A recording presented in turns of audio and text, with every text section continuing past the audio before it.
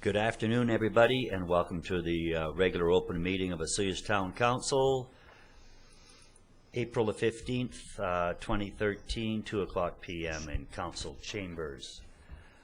First item to deal with would be the adoption of some minutes, and this is the Committee of the Whole minutes from April the 2nd and regular open minutes from April the 2nd, 2013. Any input from council members on that? Hearing none, they'll be adopted by consensus. Any business arising? None. Any late items? We must have some late items. Mr. Emanko, late items today? There was the one late item from this morning's meeting. Been brought forward, the street vendor. Okay, thank you. Street vendor application. Okay, we will add that to the agenda under business 7. I think that would be an appropriate place.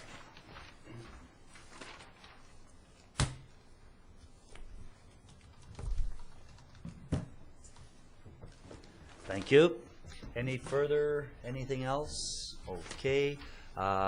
Any discussion on that? Hearing none, that will be adopted by consensus. Needs a resolution to change the agenda. Thank you very much. That would be Rhodes Ryan. All in favor? Now it's been adopted. Thank you, Ms. Van Vienen. Any delegations to the meeting? No delegations. So that takes us to water matters. Water in the accounts in the amount of $18,471.65 for approval from Councillor Marina Laranjo. Any discussion on that? All in favor? Opposed? That is carried. Correspondence. There's a report here from the Okanagan Basin Water Board regarding the April 2013 meeting highlights. Council's wishes, just a motion to receive. Councillor Rhodes Plant, all in favor. That has been received for information purposes. Moving into bylaws. H1, Water District Rates and Regulations Amendment Bylaw 124105-2013. Report from Director of Financial Services, Mr. Zacco, please. Thank you, Mayor Wells. So the town of Osoyoos operates a rural water system under the Water District and Rates and Regulations Bylaw 1241. Each year, the town's bylaws are reviewed, and when changes are required, they are brought forward as an amending bylaw to update the contents and/or the fees and charges. Initial budget deliberations took place January 30th, 2013, with a proposed increase of $6 per domestic and a 1.8% increase to the remaining accounts, resulting in an $8,400 increase in revenues. Through budget deliberations, Council recommended that the increase be $12 per domestic water to match the town's single-family water increase, and a 3.59% increase to the remaining accounts, bringing the increase in revenues to $16,800. The following meeting held February 6, 2013, and public consultation session of March 6, 2013 did not make any other changes. The increased revenues were budgeted through the 5-year financial plan to be transferred into reserves to save for some future or large future capital expenditures. The 2013 rate for single-family residents is $346. Bylaw Amendment 1241.05 2013 received first 3 readings on March 4th, 2013 and was brought forward for Council's consideration for adoption on March 18th. At this meeting, Council decided to defer their approval of this amending bylaw. Further discussions with the water councillors addressed the concerns of the agricultural farmers and discussed the option of keeping the rate increase as presented the same, however, only increasing the parcel irrigation rate at the original proposed rate of 1.8%. This option would reduce budget revenues by $4,800, however, would not hinder operations as planned and budgeted. Funds available for capital projects are $493,272, and this is up from $453,072 in 2012. If an adjustment to the parcel irrigation rate is made to a 1.8% increase, the funds available would be reduced to $488,472. The 2013 water capital projects that we've got in our budget is the groundwater under direct influence report, Spartan Drive Phase 2 Part 3, Oasis Vidette on-site services, water extension to 45th, SCADA upgrades, Nighthawk, 402 booster station upgrades, water supply for Jack Shaw, Legion Beach, and proposed spray park, sewer and water service capacity plan, and water extension to Willow Beach. So implications from community perspective: improved water infrastructure, improved water quality. Organizationally, there's no changes required. Budget, increased revenue will assist with water capital projects. Sustainability, continued effort for protecting the environment, reduction of carbon footprint, and financial sustainability. Options: Option 1, to adopt Water District Rates and Regulation of Bylaw Amendment 1241.05, 2013.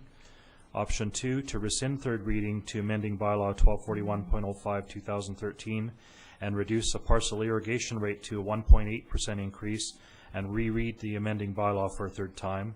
And option 3 is to rescind third reading to amending Bylaw 1241.05, 2013, and make further changes and reread the amending bylaw for a third time. So staff's recommendation at this point in time is option 2. Thank you, Mr. Zackel. So I would be looking for a motion to rescind third reading to start with. Councillor Laranjo Morera, any discussion on that? Councillor Ryan. Yes, thank you, Mr. Mayor. Well, I'll happily support this change because I think that traditionally our farmers have been undervalued, and our food costs have not been commensurate with their efforts and the risks that they take. So I think that this small way of reducing some of their costs will be helpful. Great, thank you. Any further discussion on that? All in favor? That has been rescinded. Now we are looking for a resolution to lower that increase to 1.8 and rereading the amending bylaw for the third time. Councillors again, Morera, Laranjo, any discussion on this? This will put it back in again. This is the parcel irrigation only. That would be 1.8. The remaining increases would remain as presented. Right. Okay. So everyone's clear on that? All in favor? Opposed? Carried. That has been gone for the third time. Now it has to come back for adoption? That's correct. So the next regular meeting of council will bring that bylaw forward for Water Council and councillors' approval. Okay. And we're on the regular schedule now. This is the meeting that the water councillors attend? Right. Okay. So it'll be a month out from now for adoption then. We would want to make sure that this is at the first meeting in May because we've got to get the bills out. That would mean the water councillors will be coming early. I'm sorry, but okay. The due date is June 15th. I'm sure that they want their bill soon, or maybe they don't. But okay, well, as long as they're aware when they have to be here. Okay, thanks a lot. And the next bylaw under H2, Osoyoos Tax Rates Bylaw number 1301. 2013. Mr. Zackel, please. Thank you again, Mayor Wells. So the 2013 tax rates bylaw is being presented to council to update the tax rates bylaw for 2013 with the due date for 2013 being July 2nd. The 2013 Osoyoos tax rates bylaw is in line with the 5-year financial plan that was adopted March 4th, 2013. The budget for municipal tax revenue is $2,362,710. being the 2012 budget plus $9,100 in new construction tax dollars and a 1.83% increase. The business multiple remains at 1.6 times the residential mill rate.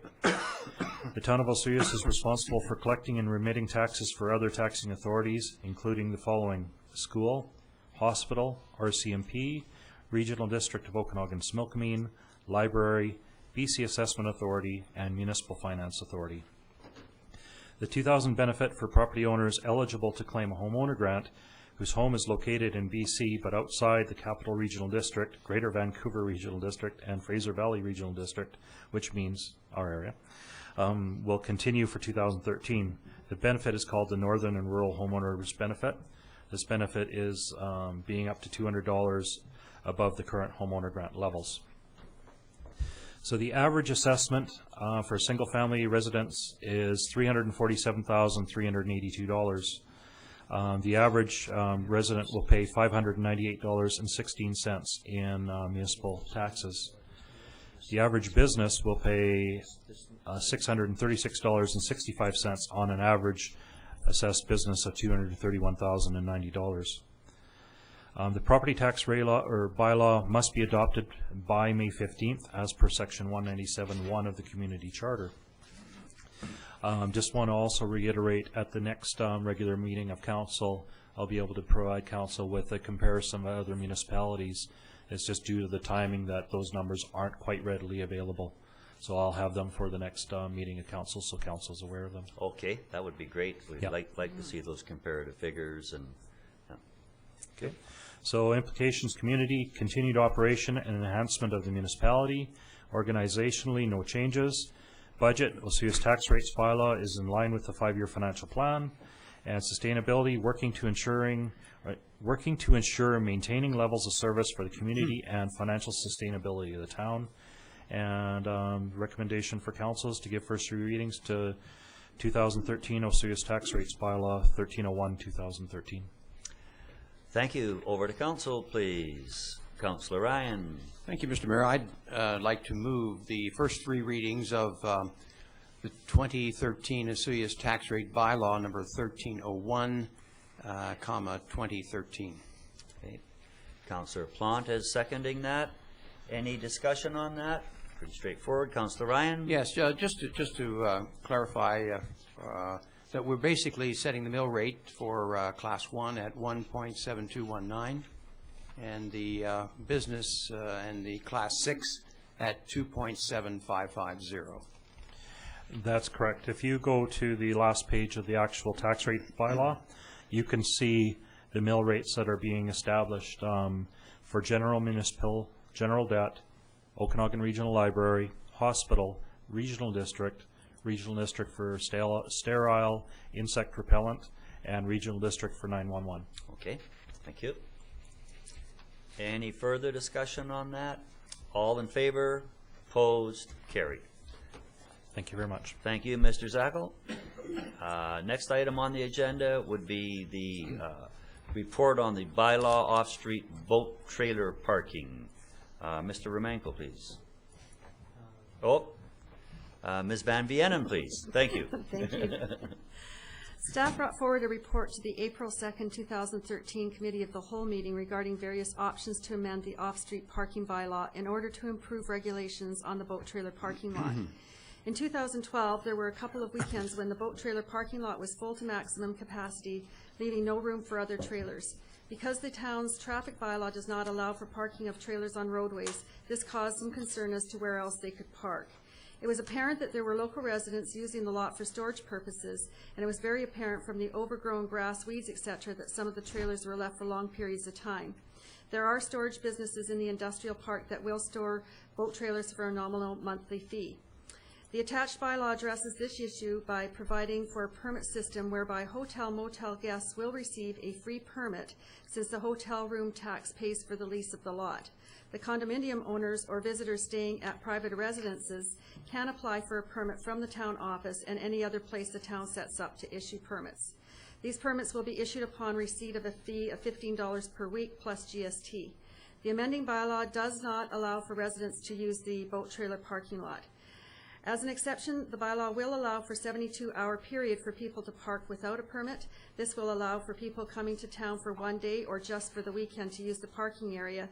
And since the town office is not open during the weekend, it will allow for a grace period while people wait to get a permit. This bylaw refers to fines for parking for more than 72 hours without a permit. Currently, the off-street parking bylaw, paragraph 8, states, "No person shall stop, stand, or park a vehicle in contravention of the posted requirements or time limits." Since the signage of the boat trailer parking lot will be changed and will reflect the new requirement of the bylaw, this section will suffice for MTI purposes. The current fine under the MTI bylaw for this offense is $50, which would be reduced to $40 if paid within 30 days.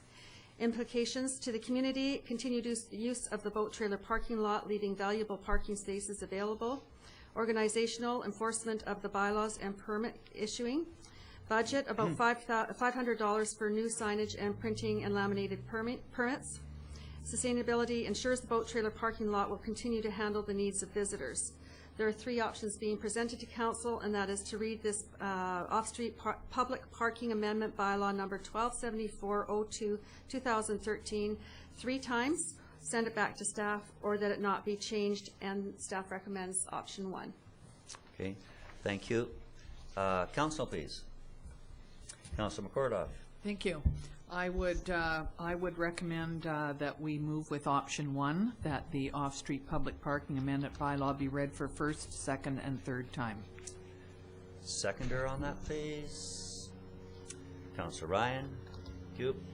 Discussion, please. Councilor McCordoff. Yes, thank you.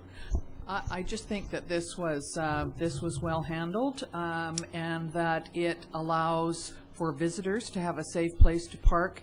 It also could prevent some of, a few, not many, of our residents who think that this, although it says visitor parking on it, I think they were using it as parking for extra vehicles or extra trailers at their own place. I don't see that this is a huge issue for bylaw officers because there will be tags attached to each of the boat trailers, and I think it should be a fairly easy sweep just to look and make sure that people that are in there do have a tag on there. So I'm in favor of this. Okay, Councilor Ryan. Yes, thank you.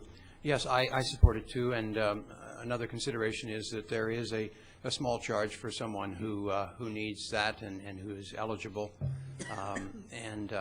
so I think, you know, that's again coming back to making sure that it continues and is sustainable. I would just make a suggestion that staff might want to consider some kind of sequential numbering of the passes that are given out to the moteliers, so that you know, they have some control over that and know where they are and how many have been used. Thank you. I've got a concern. I was really strongly in favor of this, and I still am, but I have a concern over the bylaw officer time walking through that double lot over there. It's a fairly big piece. For the lot of units there, have we given any consideration to, I don't think colors would work, but I'm not in that business, but a big sticker so he knows that it's a Wednesday arrival or he's got it for 3 days.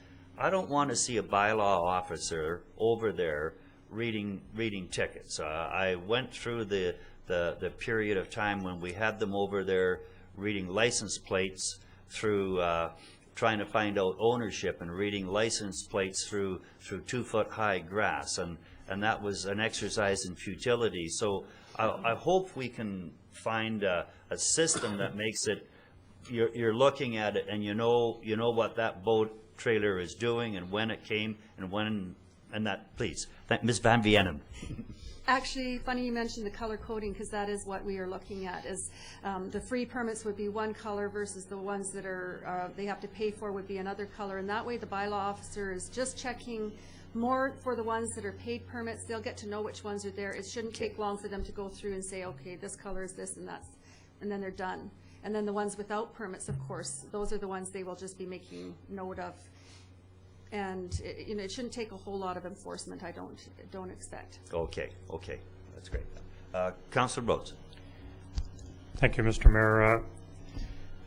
This always sounds terrible, but I am going to speak against this bylaw for reasons that I stated previously, and that being we're basing this whole change, in my opinion, on what I've been made aware of, one issue. I admit there may have been others, but there was one issue that we had last year, and we decided to change everything. And I'm kind of against it because, the last few years, this has been such a great amenity in our community. It's worked well. The people that have used that have been very respectful of each other. They've organized the way they put the boats in the lots without any kind of influence from anybody, and it's just worked really well. We've been able to keep kilometers of parking available to people that boats are not parked on, and I just think that we're adding a level of enforcement and a level of administration to this that just is not necessary, and that's what I don't like about it. In essence, I'm not really against the bylaw. But I'm just adding, I'm just feeling that we're adding to, all of this and the costs that are going to go along with it. And I definitely don't agree with the bylaw part of it. These folks are going to have to go in there and scrutinize this to make it work and that kind of thing. And if we do find somebody in there that's violating it, one of those very, very rare cases, what are we going to do? Are we going to follow this through and send our bylaw people up to Penticton and, follow these $50 fines through? And I just don't like it for that reason, and I'm not going to support it because of that. Okay. Thanks, Councillor Rhodes. Sorry. Any further discussion on this? All in favor? Opposed? That motion carries. Next up on the bylaw is foreshore and lake zoning. This is up for adoption. Mr. Shannon, please. And we need the button on the mic.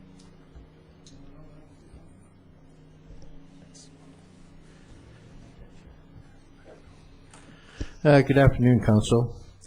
The purpose of this report is to recommend that Council adopt the attached foreshore and lake zoning bylaw 1294-2012. Brief background. In 2010, Council directed staff to redraft a lake zoning bylaw using a stakeholder involvement process. The Lake Recreational and Commercial Use Task Force was formed in June 2010. The task force met 7 times over the period of a year, starting with a joint meeting with Council.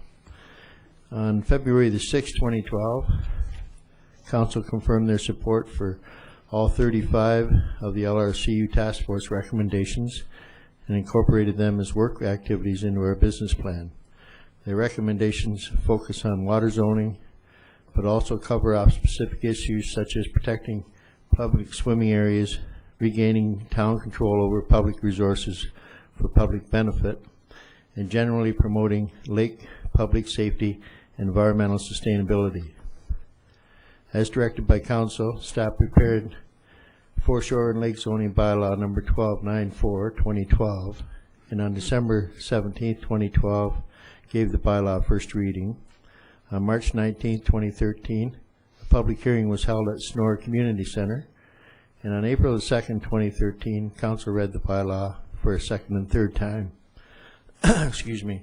The purposes of the bylaw are to promote environmental sustainability of the Osoyoos Lake, the foreshore and adjoining upland riparian areas, ensure the safety of water users, avoid overloading and congestion of our finite resource base,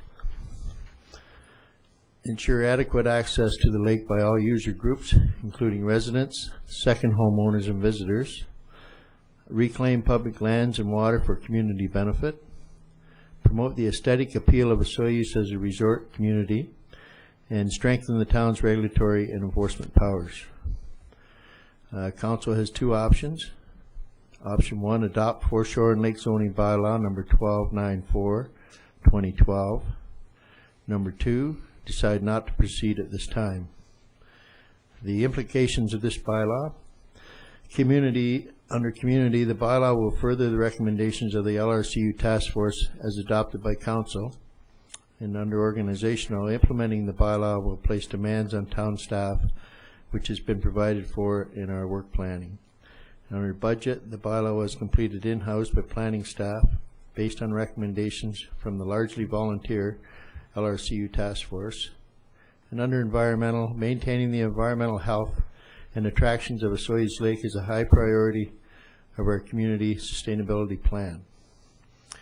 Recommendation: staff recommends that Council adopt Foreshore and Lake Zoning Bylaw number 1294-2012. Thank you. Thank you. Council, please. Councilor McCordoff. Thank you. As a member of the LRCU, I am very happy to recommend that we adopt this Foreshore and Lake Zoning Bylaw. Thank you. Seconder, Councilor Rhodes. I guess I have a bit of a comment on in the discussion part of the resolution here. So the task force, that was made up and had a good representation of people from around the lake and citizens of the town. Is that correct, Mr. Shannon? That's correct. And a great opportunity for input in that process through that task force. People brought all their concerns forward, and that task force indeed did work through to bring resolution to their questions and where we are today. Is that Very, very much so. All of the information on the task force, I'll just point out anybody wanting to get the full background on it is included in Report 1 that first came to Council on November 5th, 2012. You mentioned the members of the task force. The members included 4 community-wide stakeholders, which were Roger Horton, Sue McCortoff, Jurgen Reinhardt, Janice St. Louis, and 4 sectorial water use stakeholders, Drew Casa, Ralph Otto, Rob Roche, and Vincent Burke. Mark Pendergraph also participated on behalf of Area A, and the task force again met 7 times over a period of a year, culminating in a final meeting with Council on October 2011. Wow, that's certainly very comprehensive. So on that same line that I'm going down, then I see in March we had a public hearing, and at that public hearing there was a very healthy turnout for this community. I believe in that 25 to 30 number that showed up, and there was a great opportunity there for people to have input into what was going on with the task force, or with the bylaw. That's correct. Yeah, and council was there, and we worked. There were a few issues that were brought forward at that, and I think we dealt with them, some of them right there that evening, and you probably had some dialogue or correspondence or contact later on with a couple of people. That's correct. Okay, I just wanted to make that clear that there was full open and long-term public dialogue and consultation on this. So is there any further comments, Councillor Rhodes? Thank you, Mr. Mayor. And just a little bit further to that, I just wanted to refresh everybody's memory prior to the LRCU, when we first kick-started this bylaw process, the incredible engagement that we had with the community right here in this hall. I can remember we opened up the meeting and we got to that part of the agenda where we were kick-starting it, and I'm going to say there was probably 70 people crowded into this room. They filled the full perimeter of the building and outside into the waiting room, and then outside onto the grass. And you know, I wanted to bring that up and just express the importance of how this council has listened to everybody that's been involved in it, and our engagement with this group. And speaking of the LRCU and everything that we've done since then has been exemplary in my opinion. You know, and this is not me, you know, back padding or anything, but it definitely is a sign of a council that likes to listen to people, because we don't have all of the answers, and you always get past these things by gathering information from all of the stakeholders that are involved in it. Thanks, Councillor Rhodes. Any further discussion on this? All in favor of adopting the bylaw? Opposed? This has been done. Thank you very much. Thanks, Mr. Shannon. Finally get this one off your desk. Next item is an expense report for the mayor. That's me. I attended a TOTA conference, Thompson Okanagan Tourist Association, at the Quayute Lodge just outside of Chase. Very, very valuable. Glenn Manziuk was there, who of course heads up TOTA, and there's been a lot of changes with the provincial government, and at that time there was nobody else going up from the town. Mr. Romanko couldn't make it, and nobody at that time was going from destination Osoyoos. So I attended the conference. I just thought somebody should be there. You always like to stick close to where the money is. So I went up there to look after the presents for the town of Osoyoos, and this is the $100 a day, and we have a half day in there too. So that's my submission for expense reimbursement. Looking for thank you, Councillor Plant and Ryan. Discussion, all in favor. I guess I can't vote for it. All in favor. Opposed, carried. Thanks a lot. Next up is a report from BC Transit, the annual operating agreement. Ms. Van Vienen, please. Thank you. The town of Osoyoos has administered the contract for transit service for several years. The contract is year to year and is up for renewal. The administration of the operating agreement for South Okanagan Transit was forwarded to the RDOS in 2008 to consider making it a regional service. This is still being worked on at the RDOS level, and no decision of the board has yet been made. There is a cost-sharing agreement with the RDOS for transit services until a regional service is decided upon. The net municipal share of the transit system is $22,661. A portion of these funds are recovered from Interior Health, and the balance of it is cost share between Osoyoos, Oliver, and RDOS areas A, C, and D. The town of Osoyoos' portion is estimated at $4,700, and that has been budgeted for. A copy of the 2013-14 Transit Operating Agreement is attached for council approval. Schedules C and D have been removed pursuant to FOI regulations. Implications: community transit service is available to Oliver, Penticton, and Kelowna from Osoyoos. Organizationally, the administration of the contract budget is $4,700. And sustainability: this service is expected to continue at status quo until a regional plan is put in place. And Mr. Harvard from BC Transit was here this morning to discuss that with council a little bit. The options being provided is that council approve the 2013-2014 annual operating agreement with BC Transit, and that the signatories for the town be authorized to sign, or that council not approve it. And staff recommend option number 1. Thank you. Councillor Plant. And I would be happy to motion number 1, option number 1, please. Thank you. And that's seconder, Councillor Rhodes, please. Any further discussion, Councillor Plant? Yes, I just wanted to bring up also the conversation we had this morning in our COW meeting with Mr. Harvard. And we all know that the BC Transit is an important system linking our towns together and getting folks around.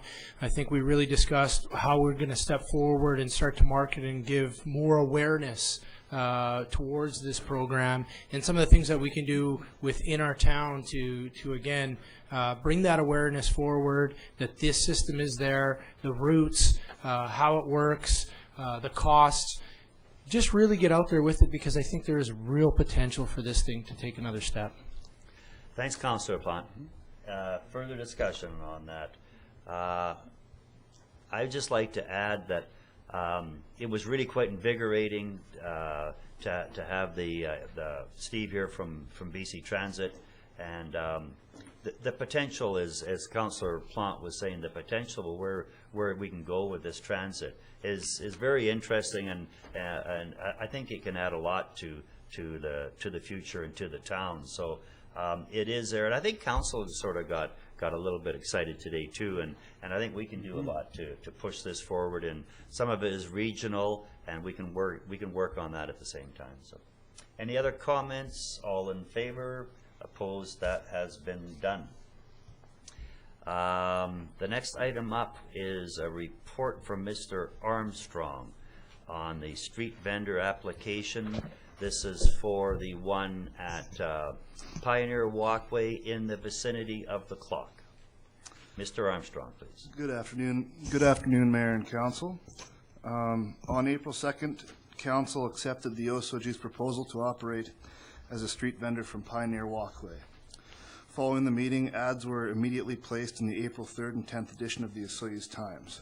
Also, Council requested that staff make arrangements for installing a street vendor electrical lockbox with a landlord meter at Pioneer Walkway if the applicant Osoyoos is willing to pay the installation costs and the monthly electrical charges.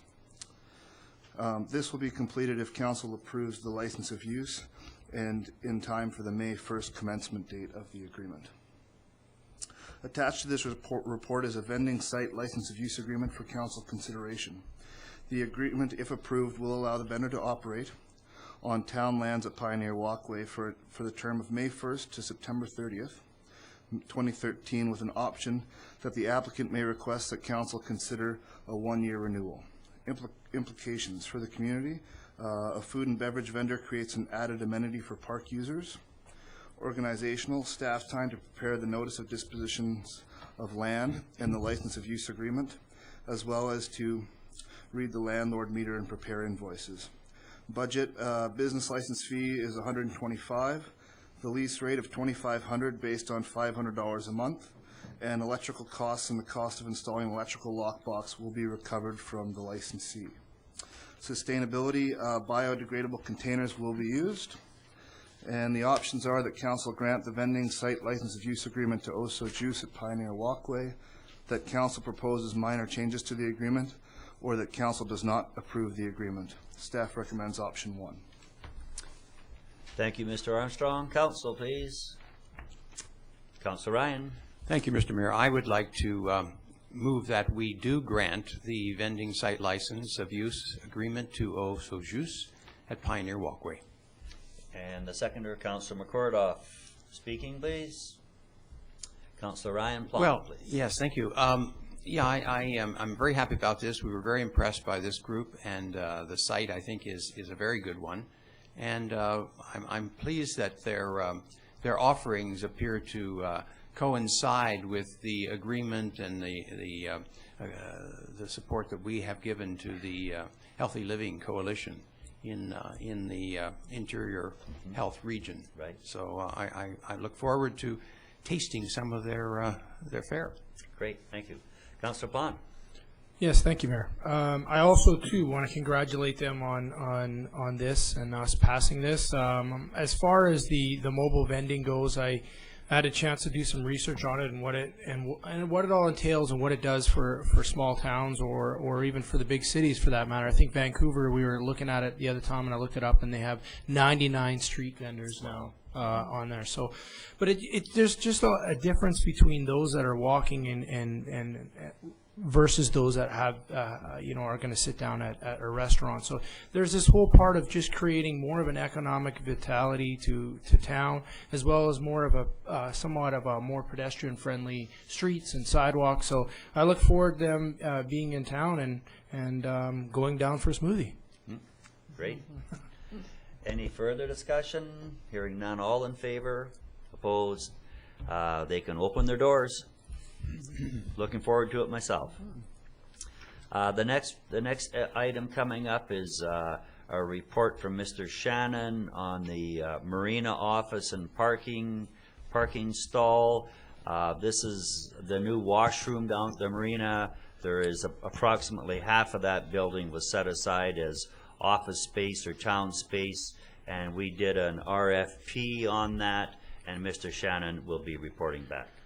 Please. Yes, thank you. The purpose of this report is to provide council with the attached lease agreement for their consideration of approval for the Marina office space and one parking stall in the parking and staging area, which has been prepared by staff as per the terms of reference previously endorsed by council, and they are also attached. Following the town's request for proposals, we received one proposal from Osoyoos Marine to lease the Marina office space and the one parking stall, and that proposal is also attached. The proposal included a couple of additional pages of text describing some concerns that were raised by the applicant. On April 2nd, 2013, council reviewed the proposal along with the applicant's concerns and directed staff to negotiate a contract with Osoyoos Marine and to bring it back to council for their approval.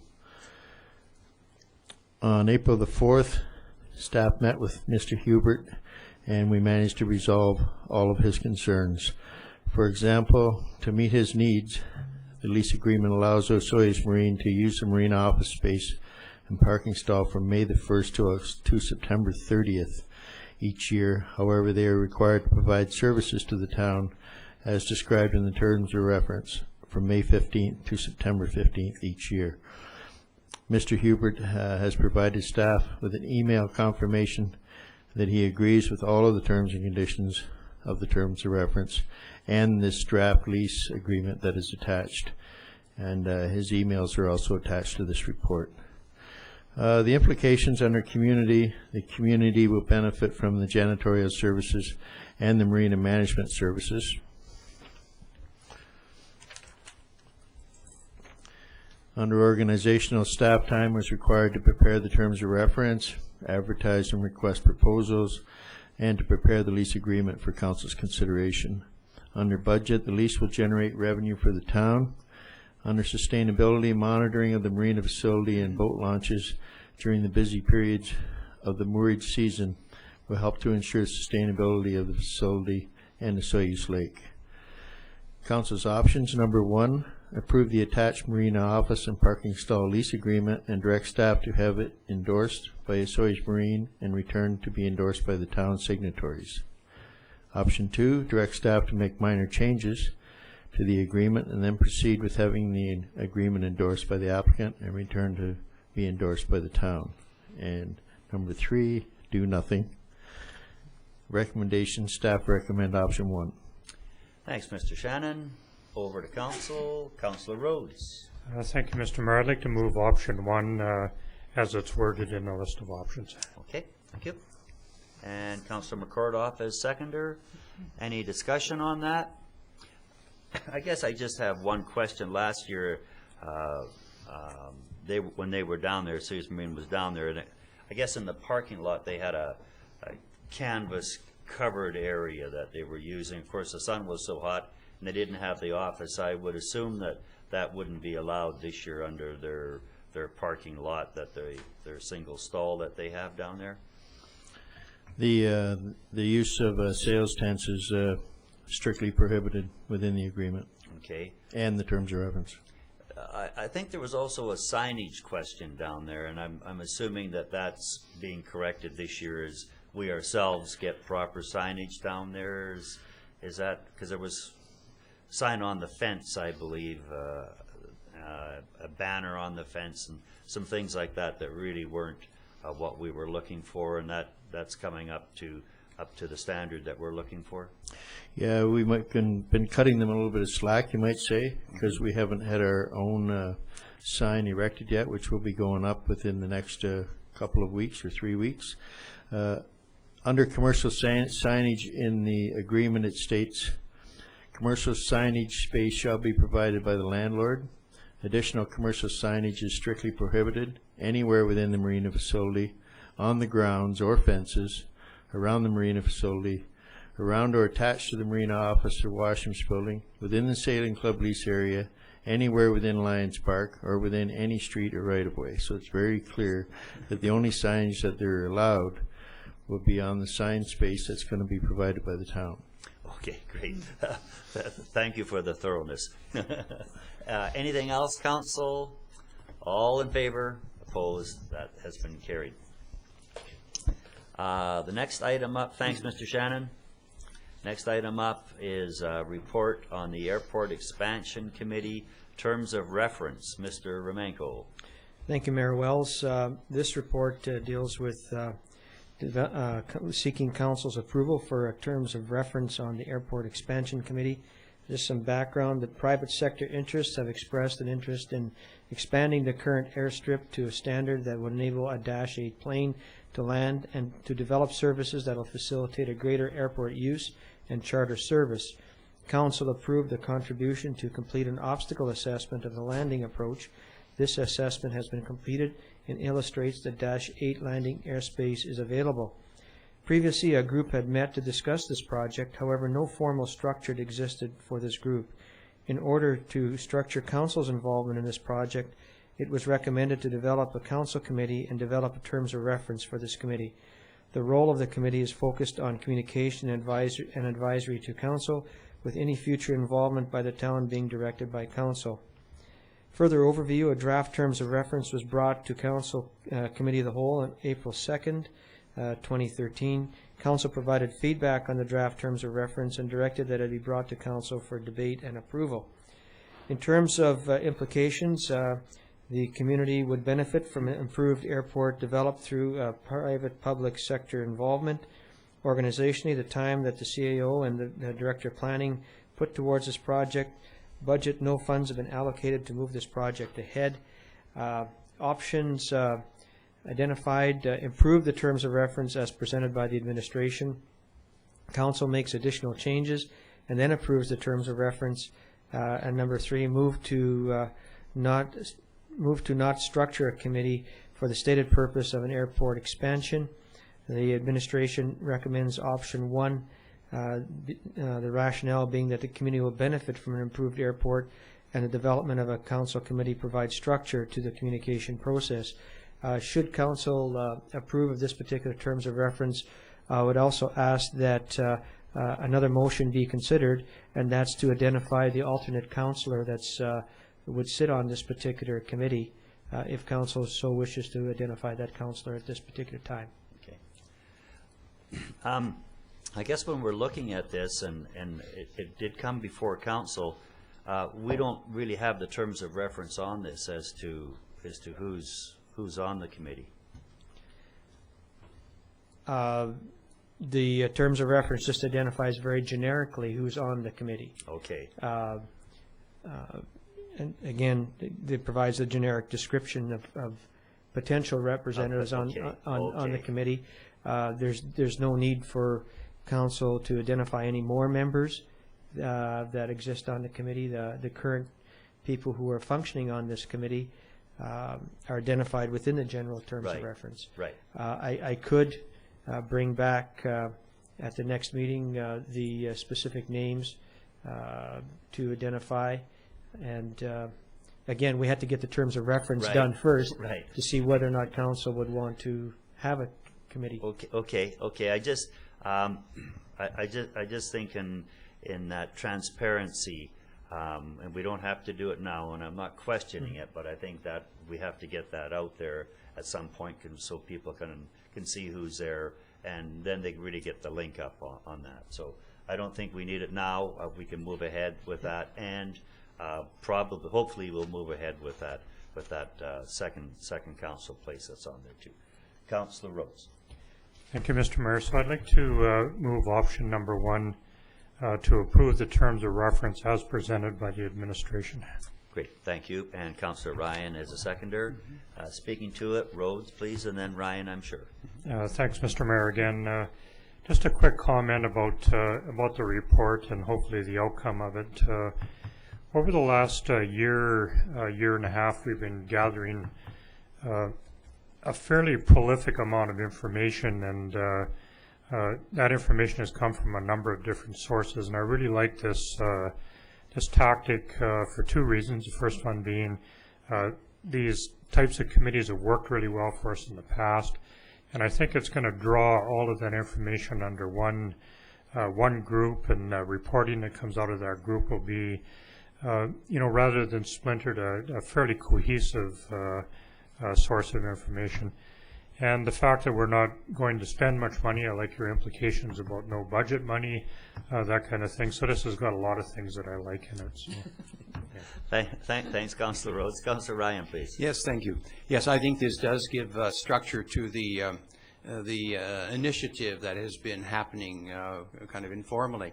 I would just have one request, and to see if my if the mover would agree. In item 3 and 5, we use the word task force, but we're really talking about a committee. I just think we should change those to committee from task force. So. Okay. One having absolutely, yeah. Great, thank you. And one having longer life or indefinite life, as opposed to being appointed for a single job. Okay. As amended.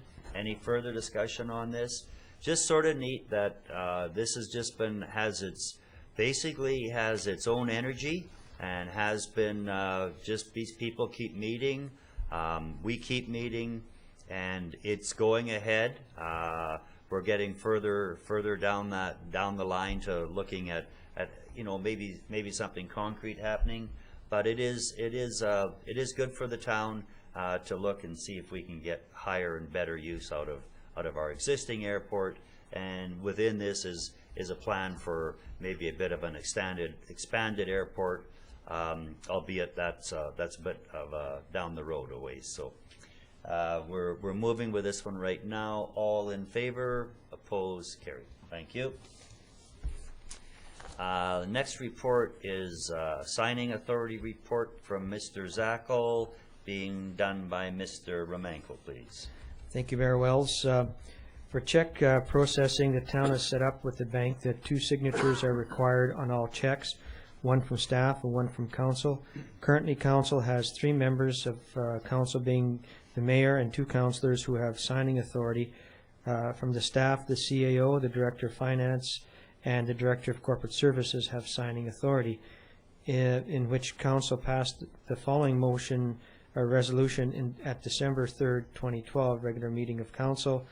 Motion 64012, moved by Councillor McCordoff, seconded by Councillor Ryan, and resolved that Mayor Wells, Councillor Ryan, Councillor Rhodes, CAO Romanko, Director of Finance Jim Zackel, and Director of Corporate Services Jeanette Van Yenen be appointed as signing authorities on the town's bank accounts. A resolution of council is required to establish new signing authorities for the town. In terms of implications, continued commitment to financial responsibility, no organizational issues, no budget issues, and the options as presented are for council to pass the resolution appointing their signing authorities. And the recommendation is that all members of council and the CAO, the Director of Finance, and the Director of Corporate Services be appointed as signing authorities for the town's bank accounts. Thank you. Council, please.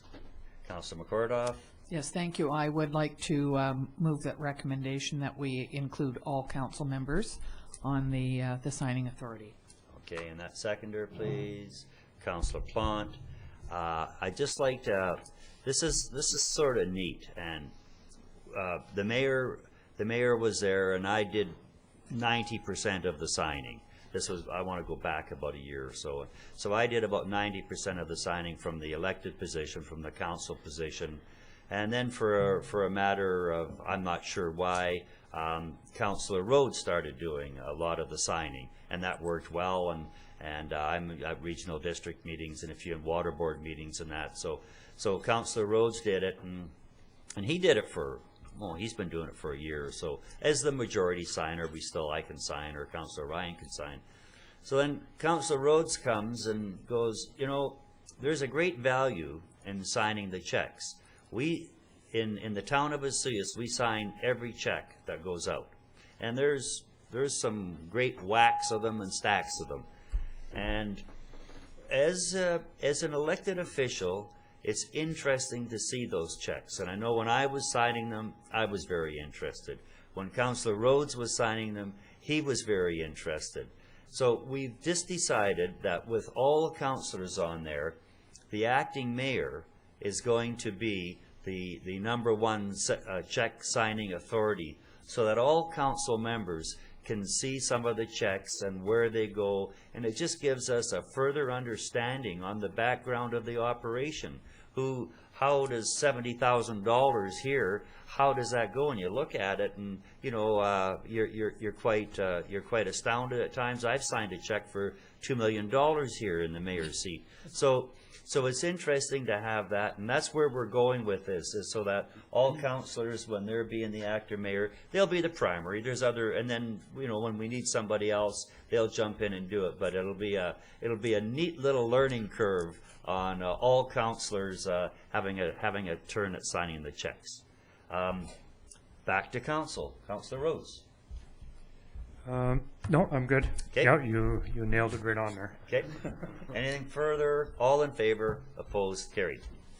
Thank you. The next item up is general accounts. We added one, Mr. Oh, Mayor. I'm sorry, we did. You bet we did. Thank you, Councillor Ryan.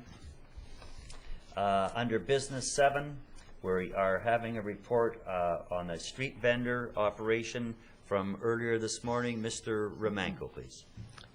Mr. Armstrong, please. Thank you. Okay. So on at the previous council meeting, council resolved that the application for Not So Fast Food located at Kinsman Park be denied, but that staff be directed to conduct a site assessment of Legion Beach to determine whether it would be a suitable location. So staff assessed Legion Beach's ability to accommodate a 22-foot-long vending trailer and offer the following comments. The tight parking area itself makes it basically impossible for a trailer of that size to maneuver and to park in one of the stalls. So staff also examined the feasibility of siting the trailer on the grass south of Well 2 and north of the main sewer lift station. But these sites would necessitate the development of a concrete pad serviced with water, sewer, and electricity to eliminate a vehicle needing to remove the trailer at least 3 times a week. Interior Health stated the water tanks would need to be refilled 3 times a week, and the water tank should be sanitized once a week. Also, the town would not want to see extra vehicles traveling in and out of the park on a daily basis, resulting in tire tracks, brown grass, wheel ruts, and following rain when this area is wet, there'd be especially large wheel ruts. A concrete pad would cost approximately $3,500 and allow at least $3,000 to service it. A further cost would be the realignment of the sprinklers. It is important that this pad be placed correctly to ensure it does not impact any future sewer upgrades. So the options for council are to direct staff to inform Eric Ewing that this proposal will not work at Legion Beach in 2013. Note, staff has informed Mr. Ewing that he can also operate from the C1 downtown commercial zone if he finds a suitable private land vending site. Option 2 is to direct staff to contact Shrew to further examine the feasibility of installing a service concrete pad north of the main sewer lift station for incorporation into the 2014 budget deliberations. And option 3 is to direct staff to, in the future, only bring a proposal for a small vending trailer or push cart to council for Legion Beach that could operate from one of the parking stalls. Staff recommends option 1 and 3. Thank you. Councillor Ryan. Yes, thank you, Mr. Mayor. I would like to accept the recommendations of staff and move the 2 options. The informing of Mr. Ewing that his proposal won't work, but that he does have the opportunity to find a suitable private land vending site, and also that staff would bring a proposal for the small vending cart or push cart for Legion Beach in future. Okay, thank you. And seconder, Councillor Rhodes. Any further discussion on that? All in favor? Opposed? That has been carried. The next item up is some general accounts. We're into some reports and paying some bills. Cash requirement representing balances in the general fund to $189,586.23. In the Sun Bowl Arena account to the amount of $2,862.59, and payroll accounts received for information in the amount of $72,386.89. Any discussion on those amounts and accounts? Hearing none, they will all be adopted by consensus. The next item would be the building report for the previous month of March. Again, I sure wish it was stronger than this. About 4 or 5 entries ranging from $4,000 to the high of $20,000. Total for the month, $40,500. Total to date, $306,500. Total to date a year ago was $1,008,000. So we're really just not getting anything going here. I sure hope we can get this turned around. It would really be nice to see some new lumber and maybe even smell a fresh sawn 2x4 or something. It's getting to be that we need a little lift there. So motion to receive, please. Councillor Ryan McCordoff by consensus. Next would be the CAO report. Mr. Remanko, please. Thank you, Mayor Wells. Just a few of the things that our administration has been involved in over the last couple of weeks. First of all, starting in the Community Services Department, the spring break camp was very popular. The kids enjoyed many activities, including bowling, golf, skating, swimming, and tours of local businesses. The annual Volunteer Appreciation is slated for Saturday, April 20th, and is in its final week of preparation. The Slow Pitch League started on April 8th with 11 teams registered. Pitch-In Week is fast approaching, and some events leading up to and during the week include the sale of composters via the regional district and an electronic toy collection program beginning April 19th at the Sonora Community Center. Trail maps have been completed and updated and will be in circulation within a week. In the corporate services area, had to deal with some water runoff issues at Strawberry Creek, dealing with multiple government departments on this one. Attended the Emergency Management Spring Readiness Workshop in Kelowna. Met with the RCMP and bylaw enforcement regarding spring and summer enforcement and also other enforcement issues in the community. In terms of finance, 4,300 museum parcel tax notices I think will be sent out today. The Planning and Development Department continued to work on fire hall planning. The electric charging stations have been purchased and received. A request for quotes for installation shall be going out shortly. And work continued on the Marina office leasing and development and the whole Marina operations area. Myself, exempt staff evaluations are underway. I participated in a labor retention survey for resort municipalities and attended the Economic Development Committee meeting and attended also the Emergency Services meeting in Kelowna. And that's my report for today. Thanks, Mr. Romanko. Just a question. When I saw all those stuffed envelopes going out with the parcel tax, that's not a yearly thing, is it? No, that's a notice. People have. This is the museum parcel tax notice. So people who receive that have the opportunity to appeal. Okay. So and that appeal is set up for next council meeting. So obviously you haven't got yours yet. Oh, right. I got mine. Okay. So that's just a one-timer. It's a one-time, yes. Now, and I looked at the cost there. There's no way we can do that in a cheaper format, like an ad in the paper, or it seemed to be both the physical stuffing and the postage and the envelope and the paper. It doesn't look like it's a real effective way of doing it. It may be legislated, but yeah, I suspect it's a legislated notice similar to your assessment because it is something that is going on your taxes. Okay. So without Mr. Zackel here, but I'm sure that if we could do it electronically or some other way, but because it's very specific to a tax notice, it has to be sent to the address that in fact we have. Okay, that's for all that legal appeal. That's and all that sort of thing. Yeah. Okay, well, I hope somebody hears this, that we would look for a smoother, more simple, more economical method of doing that. Thanks, Mr. Romanko. Council reports, and the first one up would be Councillor Ryan. That was just a trick. I'm ready. I'm prepared, but I don't want to jump ahead of one of my colleagues. Ladies first. There was a discussion earlier about Councillor McCordoff going first with her Cassie cookbook. Yes, that's right. We both have them. Sorry. This is what she's going to talk about. Okay, Councillor McCordoff. Thank you. Please. Yes, I attended two very interesting events last weekend. The first one was at the Senior Center on Saturday morning, and it was put on by Cassie. And for those of you who don't know what that is, it stands for Community Action for Seniors Independence. It was started as a pilot project in 2009, and since then they have grown quite a bit. They use the Senior Center for their office space, and it's just a really gung-ho group of people.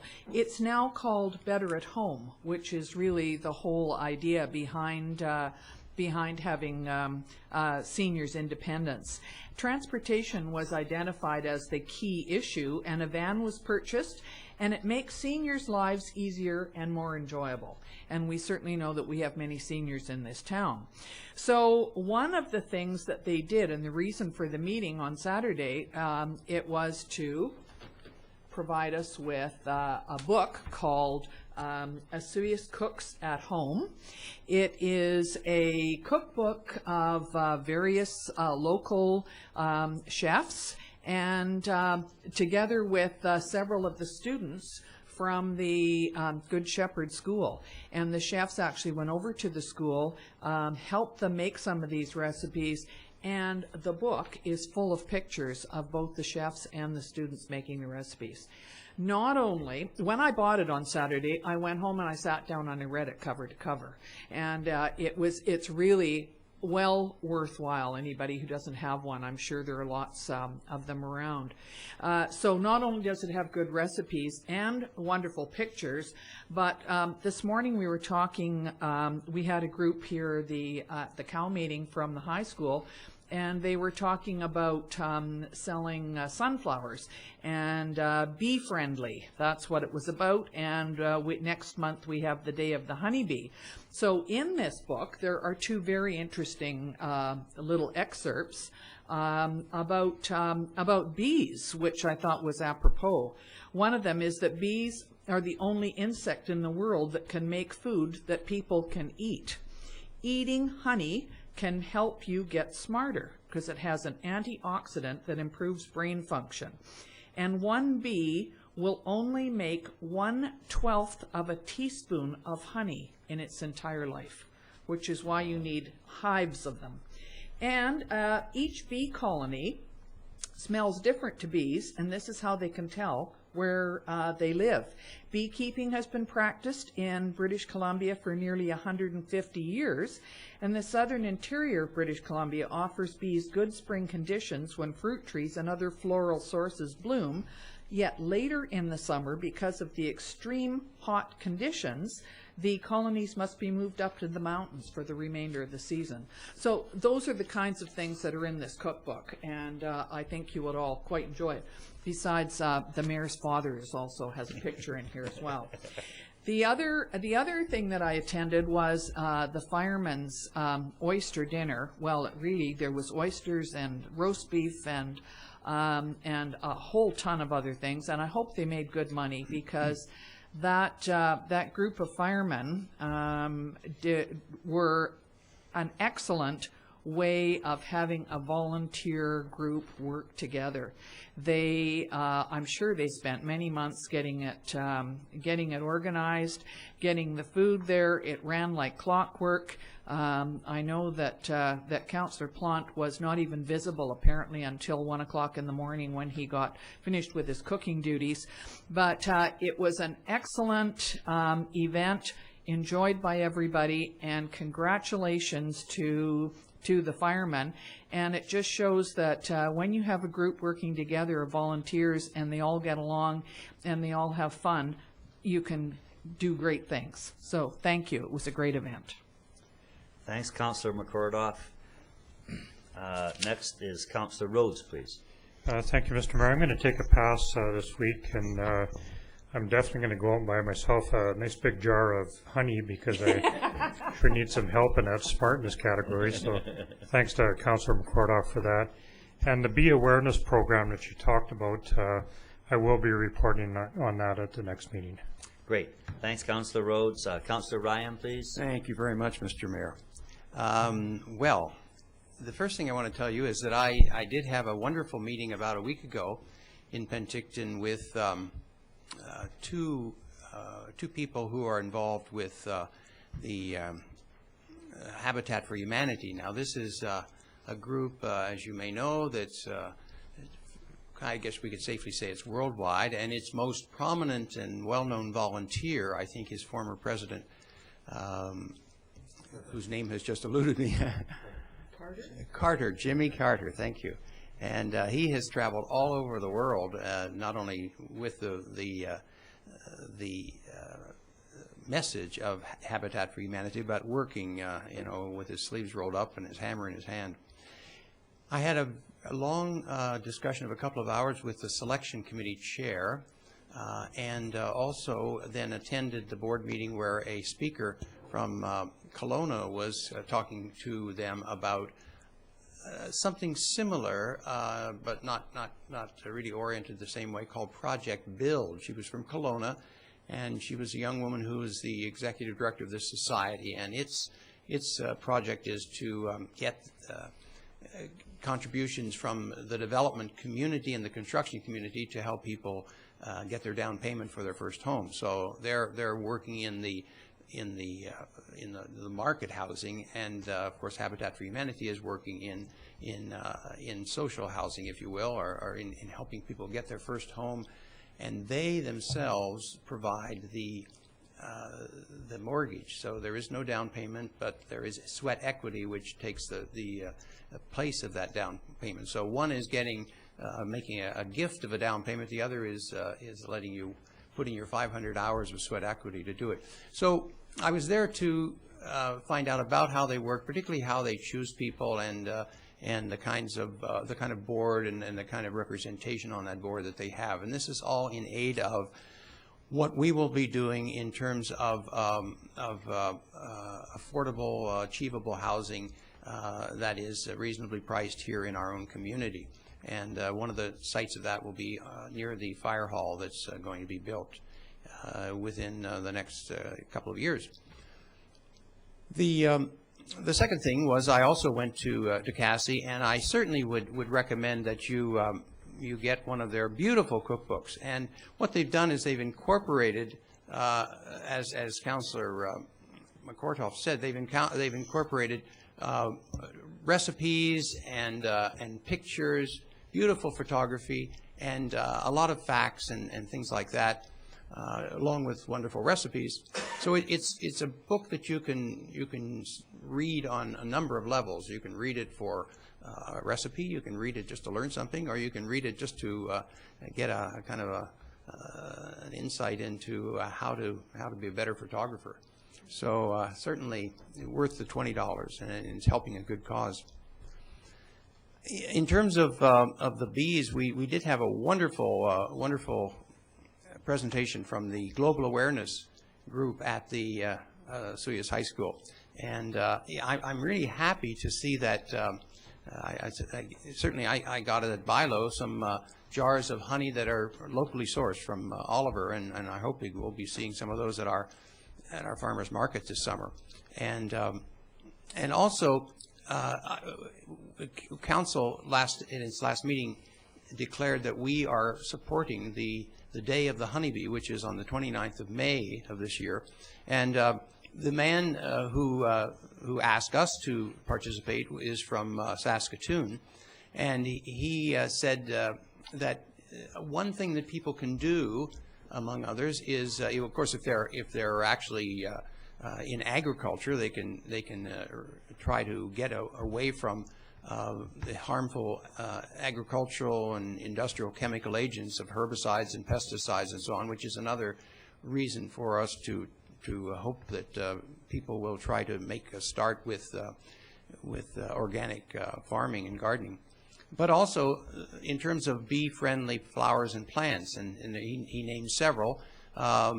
Sunflowers, which is the flower that the children are at the school are doing, poppies, bee balm, as well as some herbs, basil, mint, borage, and caragana.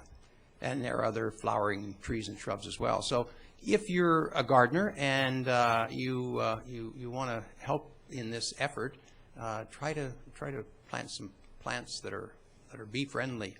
I think I read once in that book Fruitless Fall about the destruction of bee colonies that there's only about one plant that provides us with food that doesn't need bees, and that's corn. So it self-pollinates. So if we had to live on a diet of corn, I don't think we'd be very happy. The other thing I wanted to do is to remind you that the provincial election is coming very, very quickly, and the nice thing is that the writ or the call of the election is going to happen presumably tomorrow, and from Wednesday on until the election, the official election day on the 14th of May, you can vote in downtown Osoyoos anytime you like. The office is open. You can register to vote, and you can, in fact, cast your ballot any day of the week except Sunday. And they're open from 9 to 5 on weekdays and 10 to 4 on Saturdays. And you can vote anytime. And that came as a surprise to me. I knew there was early voting, but this is sort of almost 24/7 voting until the election day, official election day itself. So vote early, and that there's no reason. That's one less reason that any of us have for not voting. And if you're like me, you're going to vote early. I'm going down there on Wednesday and cast my ballot, and then I won't have to worry. Thanks, Councillor Ryan. I thought you were going to use the old politician's trick, vote early and vote often.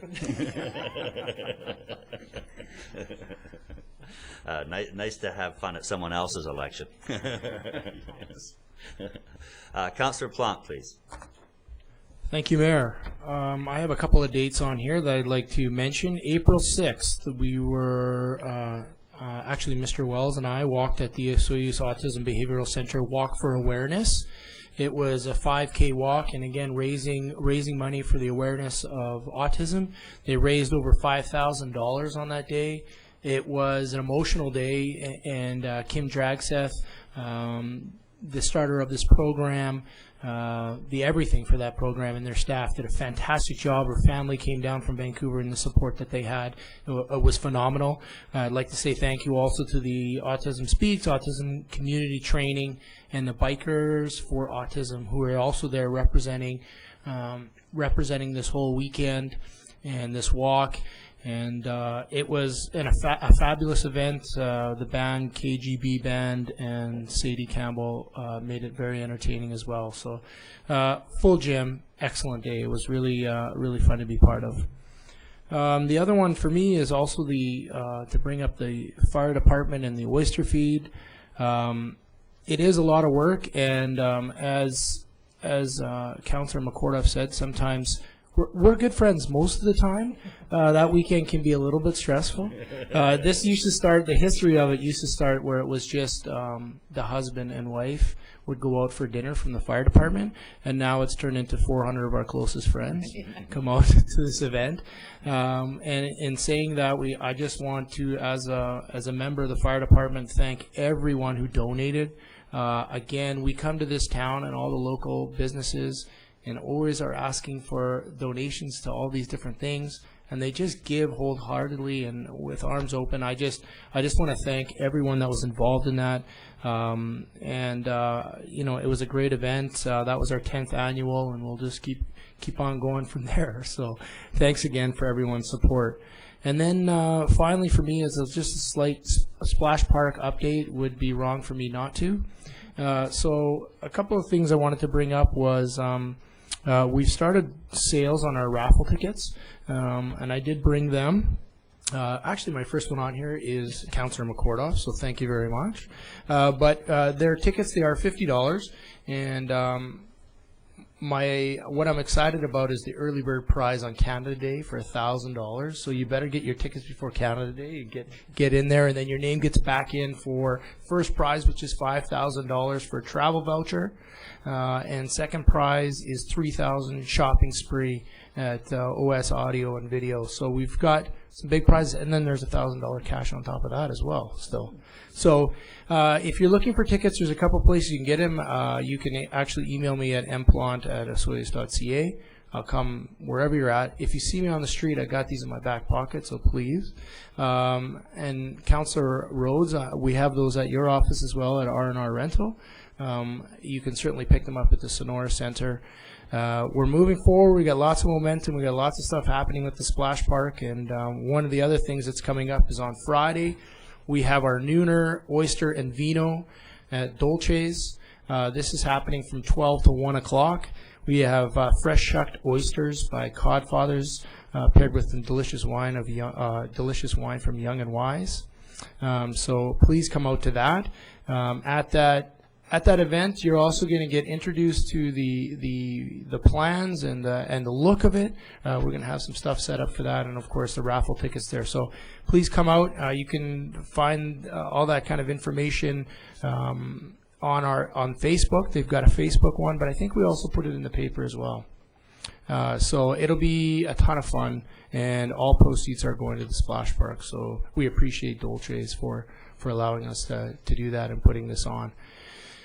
And another part of that is some exciting news that I got from Gerald Davies over at the Sonora Center. He just sent me, and I just want to read it because, of course, now it's going to be somewhere on here. But we just received funding. I believe it's through the BC Stewart Recycling Tires program. And we just received a donation. It's a matching funds. It's $11,400, and so we're very excited with that. It's going to allow us to create a surface that will be very safe for our kids to play on, and so I'm really excited about that. And Gerald sent me that, and I wanted to mention that. So, and I think that's it for me. I'll be back with the splash park next time. So. Thank you very much. Thanks, Councillor Plante. Yeah, that announcement about the recycled tire brick, that's really great. It's a big crumbled brick, colored, and yeah, through the recycling tires of British Columbia. So that'll look really good down there. And this is really moving ahead. So. I'm getting excited about it myself, and yes, I will. No, I already committed to buying my ticket from Councillor Rhodes, so he's got seniority. It's been some of the standard meetings out there, regional district, and declared had a nice proclamation for the daffodils and the BC Cancer Society. Met with a group from Kelowna doing virtual tours. They're trying to get into the town, and it's pretty neat. You go through Google Earth, and they actually can walk through the buildings and restaurants and things like that. And it's a little bit, it operates through Google, but they can enhance it a little bit better and get it when you put it on your own website. Had an airport meeting with the group that we just worked out some terms of reference for today, and also attended the Better at Home group now, which I think Cassie is morphing into on that cookbook.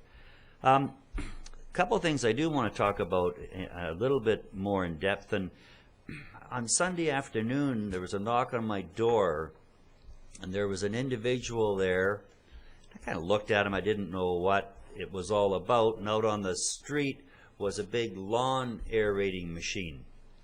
And he was standing there with not the greatest of English, and he wanted to aerate the lawn, my lawn. And he looked at it and and he had a price quote, and he gave me a business card and asked me my name, and he was quite aggressive, and before I knew it, he was around the back and looking at the lawn out back, and no wasn't really going to be an answer that he was accepting. And $50 for the front and $20 for the back, and he was going to start aerating the lawn. And while I'm a little bit off guard about this, he's already got his machine around the back. I hear him fire it up, and he's starting to aerate the lawn. And So I went and gave him the international, cut it off signal, and he did, and he was quite upset that I wasn't letting him aerate the lawn, but he didn't have business permits. He didn't have anything. I said, do you have a business permit? And for sure he wouldn't have had workers' compensation. So I just want to put that out there. It could really catch you off guard. When there's someone on your lawn, and this individual would be capable of just firing up the machine. He'd have it half done by the time you were catching your breath and saying no. And I think there is some liability there for sure. Unfortunately, he was at the mayor's house and didn't have a business permit, so that wasn't going to fly. But I think there's liability there too, as far as your liability to having him work on your property. If there was an injury or something like that, I don't really know what would happen. So I just want to put it out there, because I found it to be quite a strange approach. You go through life, you see most of the sort of vacuum cleaner salesmen, come and go, but this one was a bit of a different spin. So I just wanted to let people know that is out there. And the other one I want to talk about is when I've been at a couple of venues lately, and there's been a lot of babies. And one of them was the autism awareness that Councillor Plant talked about. And there's a lot of babies out there, and I've been talking to some young mothers, and I'm quite excited about this. If we look at economic development for our community, I can't think of anything with more economic benefit than people having babies. We get to keep our schools here, we get to use our hospitals here, and we all know the cost of having babies. Well, there's a real surge of babies in the town of Osoyoos. And I said that I was going to talk to council about instituting baby bonuses. And when I said that, I wondered, how on earth am I ever going to do that? Well, I guess I'm doing it right now. So I don't have the courage to put it on an agenda, but I'm talking about the town of Osoyoos instituting a baby bonus. And why wouldn't we? Why wouldn't we have a baby bonus? Again, it's the greatest economic driver I've seen. I can't think of, we go to attract someone to come and buy a house here. Well, we've got people here, we can have 3 or 4 come and grow up and buy houses and build houses. So I know I know that sounds a little bit off, but it is for real, and I will talk to council about this. And if you think it's a good idea, for goodness sake, talk to your favorite councillor. At that, I will ask for a motion to adjourn. Councillor Plant, McCordoff, all in favor. We are adjourned. Good afternoon, folks. Enjoy that partially sunny day.